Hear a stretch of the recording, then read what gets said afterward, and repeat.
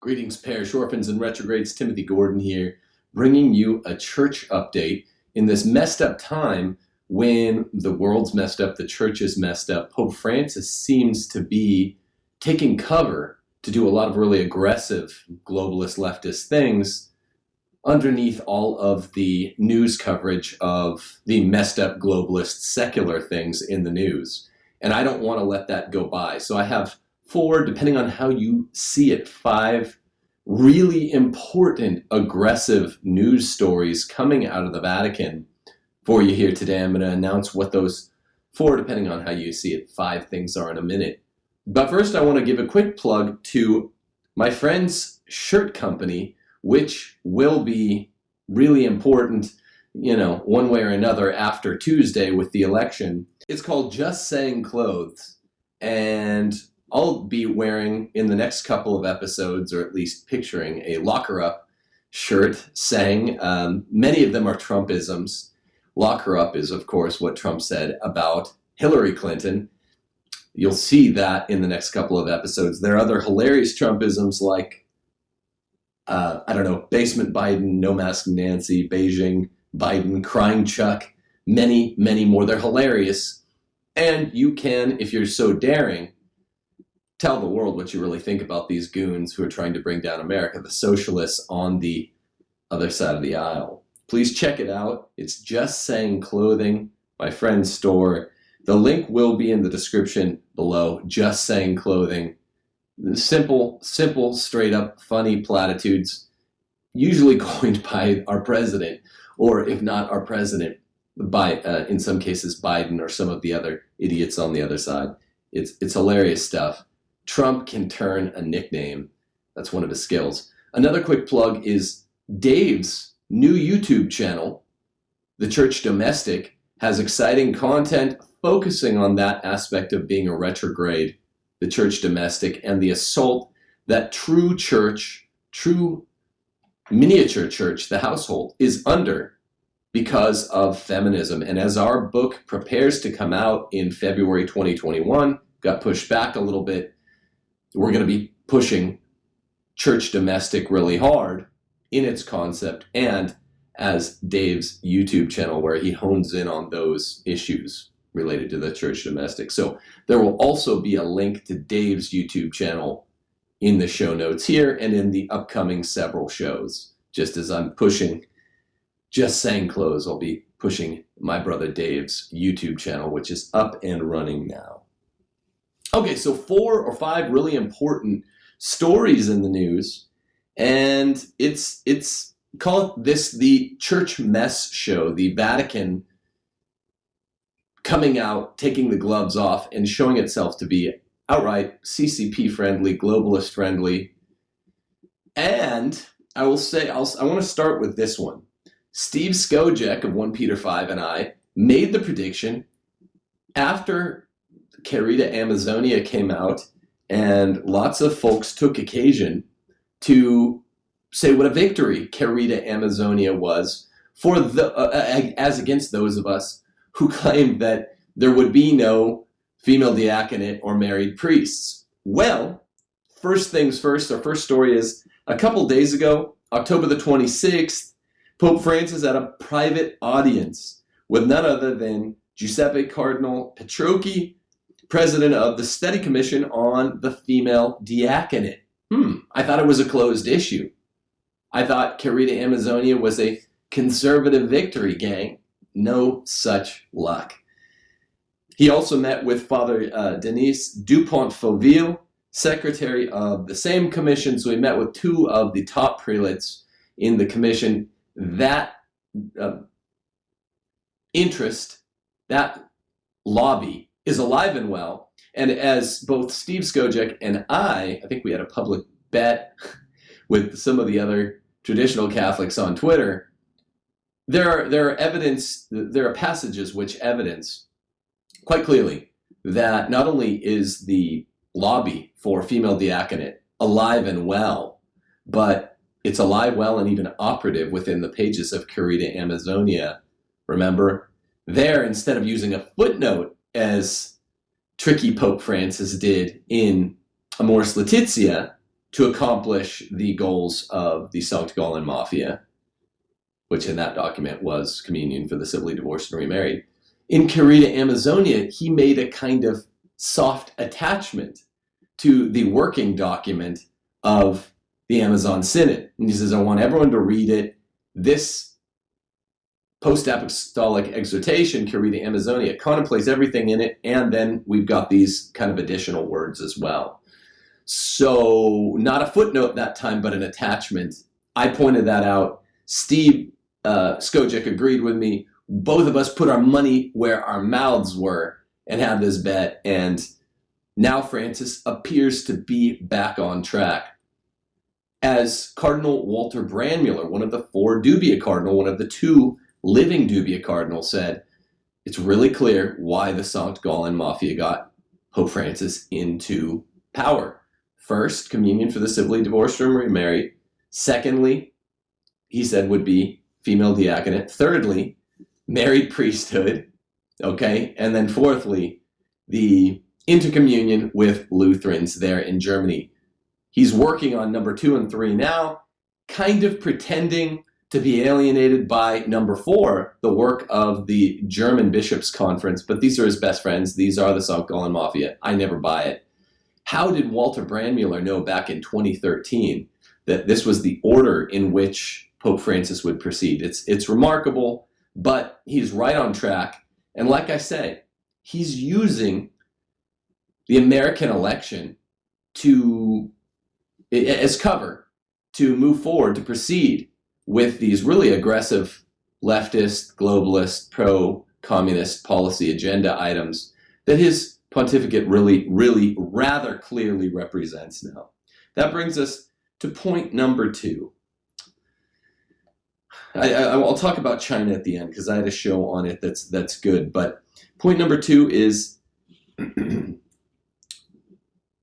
addition to this documentary, Francesco, which caused the whole stir with regard to Pope Francis having endorsed gay civil unions in Buenos Aires and renewing his endorsement of gay civil unions now as Pope, there is a Economy of Francesco conference that the Vatican just announced, seems to be right in line with the aims of that documentary. What are the aims of that documentary? I think we can now say, a week later, they're to help Biden beat Trump, number 1. And number 2, the gay civil unions thing stands in its own right. The Vatican has not backed off. They have not said one clarifying word. And it's 100% clear that he meant what he said last week. So let's let that set in for a second. Let's take a silent moment and allow that thing to set in. And all the critics of those of us who spoke out right away, they need to take a minute of their own and say, yeah, sorry, you guys were right. The Vatican did not back off. I had friends, very close friends, who said, I'll bet you $100 that there will be a clarifying word within 24 or 48 hours.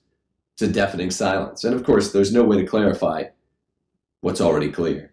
But now, to add to that, the idea that Francesco, the documentary, really was timed in order to get Biden in, who's a very, pro-CCP, pro-communist, pro-globalist president, would-be president. Also, there is according to National Catholic Register, Edward Penton, there is an important conference coming up announcing essentially a concomitant economy of socialism, globalism. The Economy of Francesco, an international event next month aimed at making finance inclusive and sustainable. It's become a real movement of young people committed to a new economy, Professor Luigi Bruni, the event's scientific director, has said. Addressing a Vatican press conference on Tuesday, Bruni explained that the COVID emergency has unexpectedly made the Economy of Francesco to take place November 19th to 21st, a movement that has spread throughout the world. That's true. That does seem true. I agree with Bruni here. I agree with Francis here. Seems like the events in the latter 2/3 of 2020 have made a socialist globalist economy more realistic. We probably have differing attitudes toward it, but we agree about that much. We've entered the era of communal wealth and a new economy is needed. This sounds like outright communism. This is Bruni, who teaches political economy at the Libera University Maria Santissima Assunta in Rome. I don't know where that one is. According to the organizers, the economy of Francis officially aims to propose ideas that, quote, move and live for a fairer, more fraternal, more sustainable economy and give soul to the economy of tomorrow. More than 3,000 young people under the age of 35 and from 120 countries are expected to take part in the event, which will take place entirely online. That's good. Online. I'm ready for events to not take place online. By the way, more than 3,000 young people under the age of 35. I'm over 35, but I didn't consider myself young when I was 34. Just saying. The program includes talks on artificial intelligence and generativity, relational goods, and civil economy. Other talks will cover a new education for a new economy, peace economics, and industrial reconversion, the energy transition, and its social costs. This sounds like the Joe Biden agenda as per the second presidential debate, the second and final one, which took place last week, doesn't it? Sounds like movement away from fossil fuels and wealth redistribution and a generally pro-China stance. I don't know. Sounds like it to me. A key figure behind the event is none other than, you're not going to believe this, atheist U.S. economy Jeffrey Sachs, globalist Jeffrey Sachs, a population control advocate, an ardent critic of President Donald J. Trump, who will speak to the theme of perfecting joy, 2 proposals to let life flourish. In a video published last year, Jeffrey Sachs said the economy of Francesco would be an amazing, amazing event, aiming to create an economy that is fair, prosperous, and environmentally sustainable. He's just in the tank for the globalists, man. And by the way, Jeffrey Sachs, the population control advocate, the atheist, the George Soros associate, is well known to have been in and out of the White House, the Vatican, maybe after Tuesday, hopefully not, after and during the summer of, 2014, when Laudato Si was being prepared and released. Actually, that might have been summer of 2015. Whatever it was, Jeffrey Sachs was in and out very frequently of the Vatican. He was a consultant on Laudato Si. Socialism, globalism, population control, one world government, George Soros. These are the influences on Pope Francis. The strong ones, direct ones, not indirect. The program includes all of these horrible talks, and the key figure is Jeffrey Sachs. None of this is surprising. He says the amazing event would produce a new economy. I just want you guys to think about that. We have a pope with a globalist socialist economist that's talking about reifying a new type of political economy. I mean, it just sounds like Marx and Lenin. You can't just make up new types of political economy. Political economy is natural, according to Aristotle. Political economy is what he called the family economy. There are nature-infused means of producing and consuming goods and services. How do you make up a new economy? This is the stuff of secular humanists. Look at all of his friends. Francis has had the mask off for so long now that it feels dumb to say he has the mask off, but the mask is absolutely off. And now he's just proceeding in an accelerated pace. So the month's events could be world-changing and so productive for the coming generations. Bruni said the focus of the economy of Francesco will not just be the green economy. Remember that communist proposal, I think Kamala Harris, vice presidential candidate, was like the only U.S. senator to support the green economy in America. But also, says Bruni, the inclusion of the poor, putting the youth at the center, the cultivation of the inner life, He added the cry of the earth and the cry of the poor are the same cry. That's really weird that the cry of the earth and the cry of the poor are the same. As Pope Francis's encyclical Laudato Si and now Tutti Frutti, Fratelli Tutti, remind us, a fraternity with the earth that does not include fraternity with the least is not complete, whatever that means. It's so dumb. It's so dumb, it's risible. I don't know how to take this without just mocking it. Wow. Bruni explained that the economy of Francesco is also about constructing a global spiritual capital that the economy sorely needs. Why do they speak this way? Why do they write this way? A global spiritual capital that the economy sorely needs. I don't know what that means. And I don't think they do either. This is the way that this kind of florid Jacobinism seems to be the medium by which they're delivering outright socialist communism. Yesterday's economy, he said, was all external, all focused on external goods, and so it neglected too many invisible goods, such as relational goods and moral goods. Say goods some more, man. Just keep saying goods. You can stick all those adjectives in a line and just one, compound adjective with one noun at the end. Don't keep saying goods, the noun. Spiritual capital is the first asset that is missing in business, whose effects we have seen and continue to see. Bruni also underlined the importance of one's neighbor. That was a key part of Fratelli Tutti, which he said is a theme very dear to Nobel Prize winner Amartya Sen, the Indian atheist economist, whose work is one of the inspirers of our event. All of his friends are atheists, secular humanists, globalists. I mean, no joke, no exaggeration.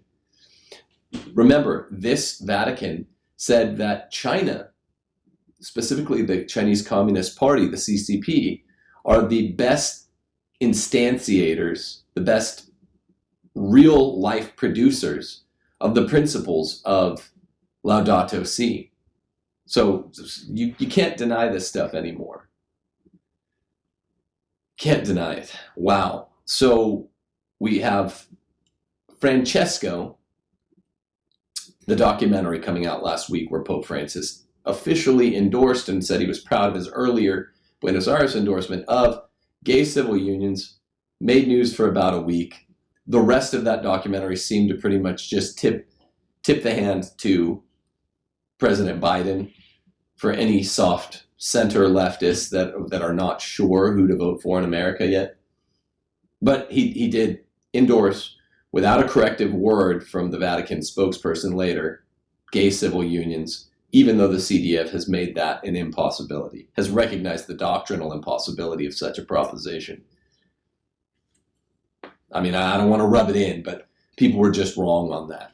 And now Francis said he was not a man of the left, and he's proposing that there's this conference, Francesco, with the same name, that shows he's a man of the left. He's a man of the political economic left, because they're proposing a new economy. Whatever that exactly means, it'll just be a kind of reboot of communism. And remember when Francis was gifted that hammer and sickle cross, National Catholic Register had to report later that it had misreported what he said. They made it sound like he said something neutral like, oh dear, or maybe even what you'd hope he would say, like, oh dear, or oh no. And really he said something like, oh boy. I forget exactly what it was. You go back and look at that story, Google it. When he is gifted the communist cross, making a hammer and sickle, a satanic symbol that is, over the last 200 years, the most anathema to Christianity, making a cross out of that. And he accepted it eagerly and affirmatively. So Francis is not being unfairly grouped by the communists with them, the communists or the globalists. This is perfectly fair. So sorry, we were right on that. I've been calling the guy a socialist since 2013. Sorry, not sorry. That's just right. This is right. Also, sorry, not sorry, that after item number 1, Querida Amazonia came out, Steve Skojic and I both said he's going to get female diaconate and married non-celibate priesthood. It seems that he's going forward on that too. So items 1 and 2, kind of got to rattle the saber and pat myself on the back a little bit, even though that's extremely annoying when people do that. So I won't talk about it much more after that. Now, the third story is that Pope Francis will create a new consistory, 13 new cardinals. He has made more new cardinals than I think anybody in the history of the pontificate. One of them will include Washington Archbishop Wilton Gregory. This is also, it's important in so many ways. But firstly, it's another endorsement of Biden, another attack on Trump, announced right before the election, a week before the election, because remember, Wilton Gregory is the one that attacked Trump openly. He's the one that said that Trump shouldn't even be going to the church there in D.C. It's really, really bad stuff. Okay, more important than that, he's incardinating, or he plans to at the next consistory, just more and more and more plans. He's packing the court in almost an identical way that Joe Biden plans to pack the U.S. Supreme Court with cardinals that will, in his absence, when he kicks the bucket, will be sure to replace him. I mean, he's replacing the cardinalate with basically his own image. He's reproducing his image in the cardinalate, and they're sure to vote for Francis too, which is nightmarish. Pope Francis said Sunday, as like in 3 days ago, that he will create 13 new cardinals, including Washington Archbishop Wilton Gregory, at a consistory on November the 28th, the vigil of the first Sunday of Advent. The Pope announced his intention to add to the College of Cardinals from a window overlooking St. Peter's Square after leading the Angelus October the 25th. Gregory, who was appointed Archbishop of Washington in 2019, he's barely had any time in office there, will become the first black cardinal of the United States. LifeSite reported back in May 2019 that Gregory's installation mass featured scandal-plagued Cardinals Mahony and Wuerl. Remember that? I do. That weirdly, Cardinals Mahony and Wuerl were in this guy's corner. He's in their corner. And they should be nowhere. They should be afraid to show their faces in the light of day.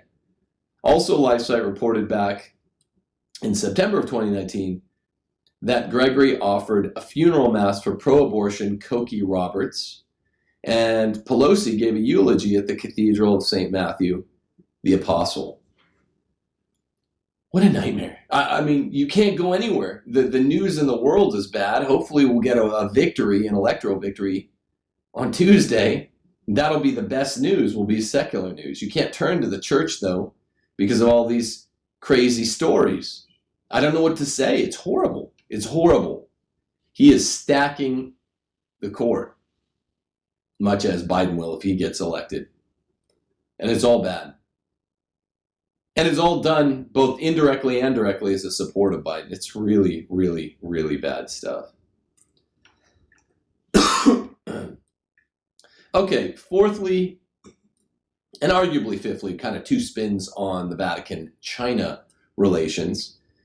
I told you, look out, in October, there will be a re-upping of the awful Vatican-China deal. And there has been. Catholic news agency's Courtney Mayers reports, Vatican and China renew provisional agreement on appointment of bishops. So you have Chinese Communist Party in charge of who is made a Chinese bishop in the Catholic Church.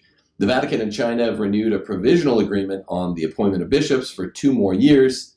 The Holy See announced Thursday. October the 22nd, Vatican communique said that the Chinese government and Vatican authorities agreed to extend the experimental implementation phase of the 2-year provisional agreement first signed on September the 22nd, 2018, concerning the nomination of bishops. It added that the two parties intended to pursue an open and constructive dialogue. I don't understand how can it be an open or a constructive dialogue, because communists and Catholics are locked in eternal struggle as nemesis. It doesn't make any sense. Not this Vatican, not that Chinese Communist Party. This Vatican, as the Jeffrey Sachs reference earlier proves, is very, very sympathetic to the Chinese Communists. The Holy See considers the initial application of the agreement, which is of great ecclesial and pastoral value, to have been positive, thanks to good communication and cooperation between the parties on the matters agreed upon, and intends to pursue an open and constructive dialogue for the benefit of the life of the Catholic Church and the good of the Chinese people, the communique said. Well, why don't you guys, this Vatican, why don't you get the opinion of Cardinal Zen? Why is he locked out of meetings with the Pope?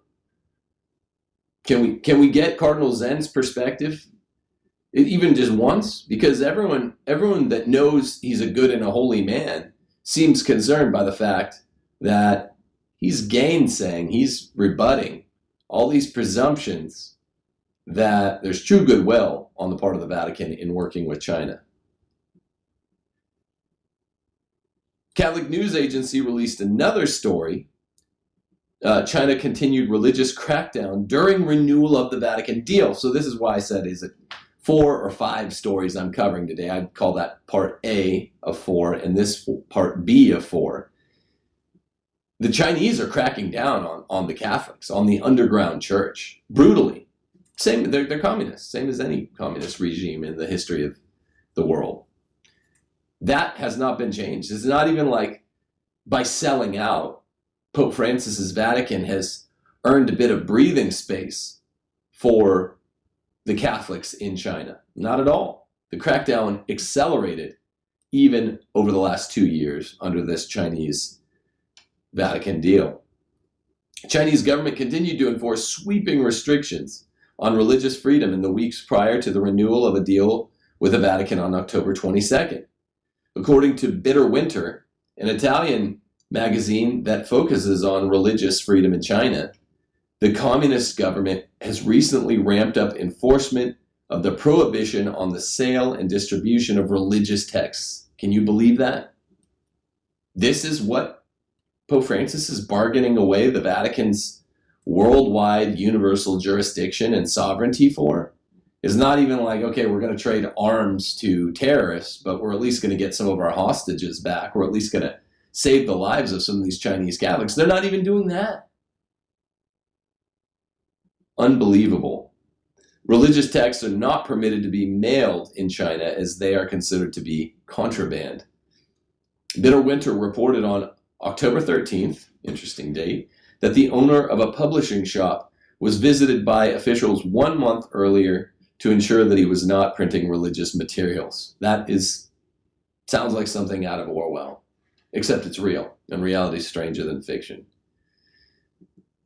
They checked my storehouse, he said, scrutinized all records, even looked at the paper sheets on the floor to see if they have prohibited content.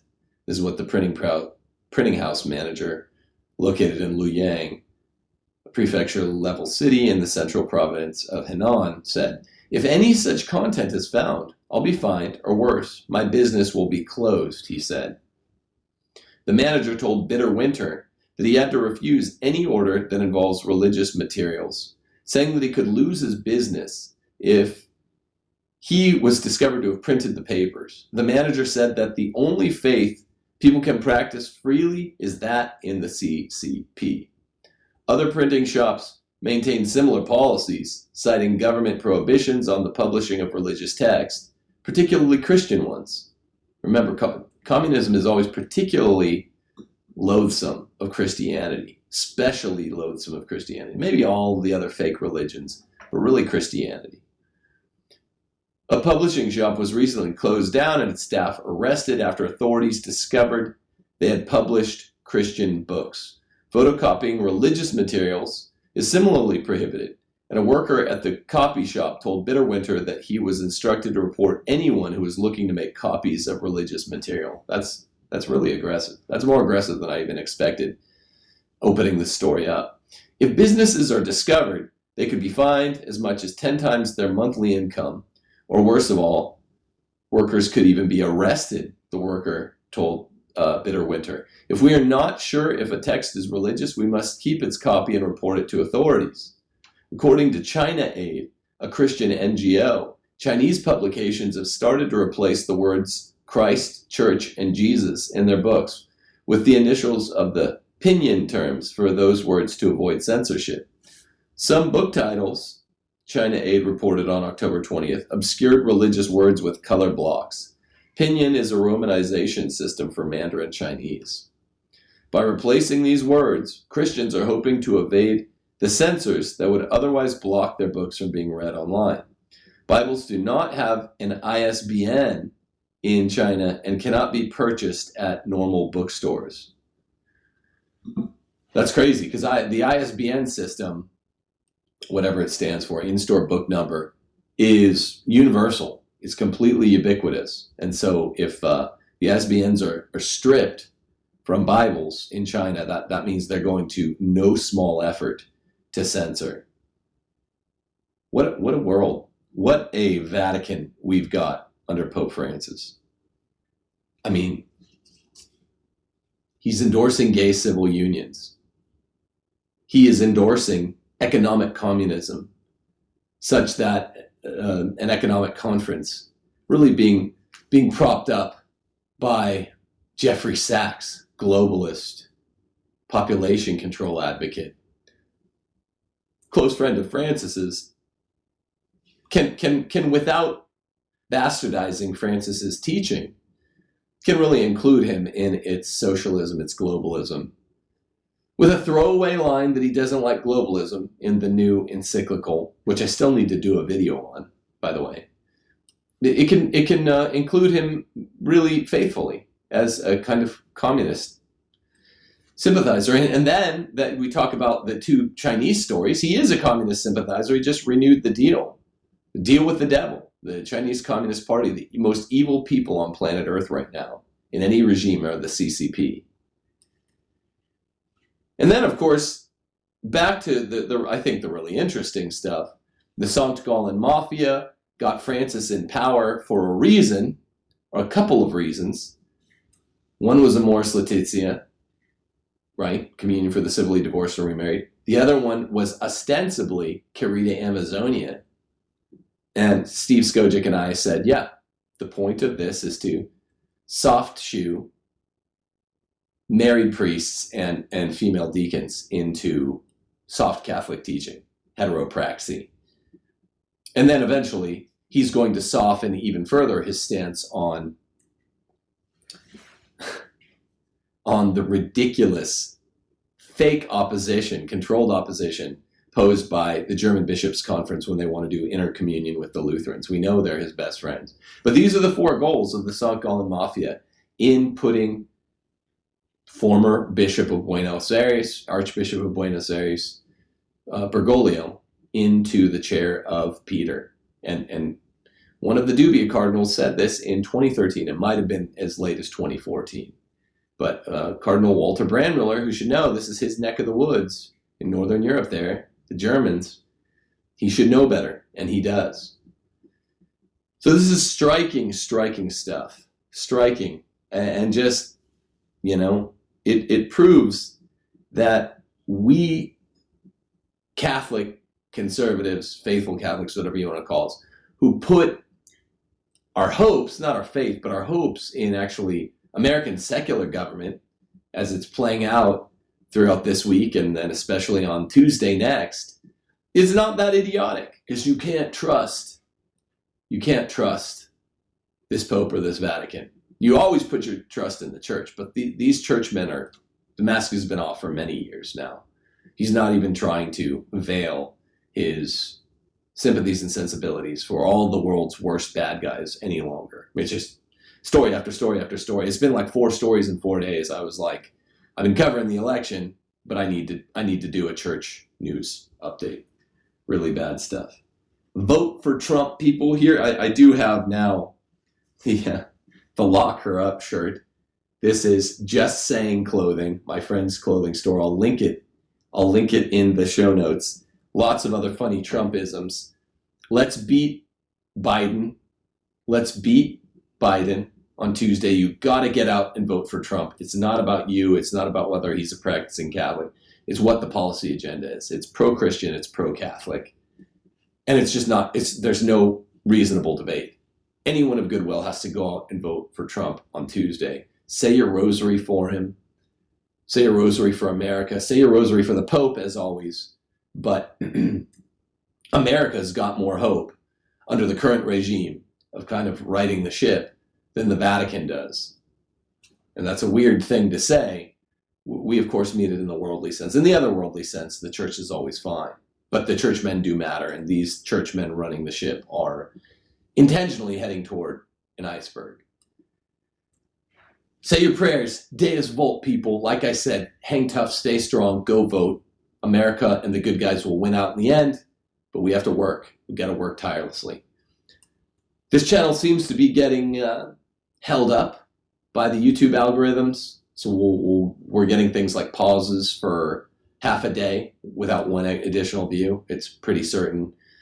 So please like us, subscribe us, hit the bell. See to my Patreon. I'll stop bothering you about this after the election. We need support from the people that like us. Thanks a lot. Watch Church Militant's election coverage on November the 2nd, and then November the 3rd, election day itself. I'll be making an appearance on November the 2nd. God bless you. Say your rosary. Pray for the Pope, and pray for our president. Peace.